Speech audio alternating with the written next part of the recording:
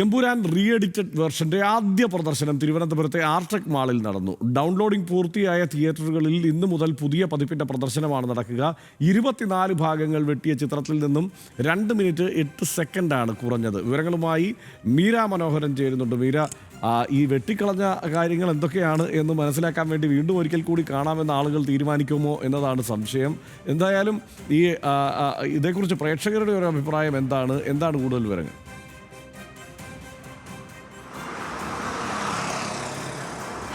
ഹർഷൻ സൂചിപ്പിച്ചതുപോലെ തന്നെ 24 മാറ്റങ്ങളുമായാണ് എമ്പുരാൻ തിരിച്ച് ഇപ്പോൾ തിയേറ്ററുകളിൽ എത്തിയിട്ടുള്ളത്. നിലവിൽ തിരുവനന്തപുരം ആർട്ടെക് മാളിലാണ് ഇന്നലെ ആദ്യ പ്രദർശനം എത്തിയത്. ഡൗൺലോഡിംഗ് പ്രോസസ്സ് ആ സമയത്ത് പുരോഗമിക്കുകയായിരുന്നു. അത് കഴിഞ്ഞ് ഇനിയിപ്പോൾ ഇന്നു മുതൽ കേരളത്തിലെ എല്ലാ തിയേറ്ററുകളിലും ഈ 24 മാറ്റങ്ങളോടുകൂടിയുള്ള എമ്പുരാനായിരിക്കും പ്രദർശിപ്പിക്കുക.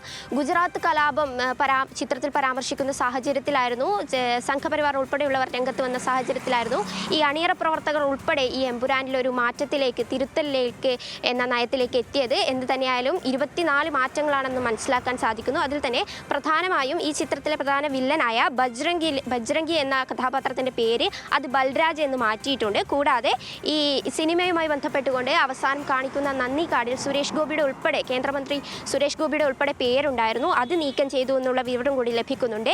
NIA കുറിച്ച് പരാമർശിക്കുന്ന ഭാഗം മ്യൂട്ട് ചെയ്തിട്ടുണ്ട്. കൂടാതെ ഈ ചിത്രത്തിൽ സ്ത്രീകളെ ലൈംഗികമായി ഉപദ്രവിക്കുന്ന ഉൾപ്പെടെയുള്ള രംഗങ്ങളുണ്ട്.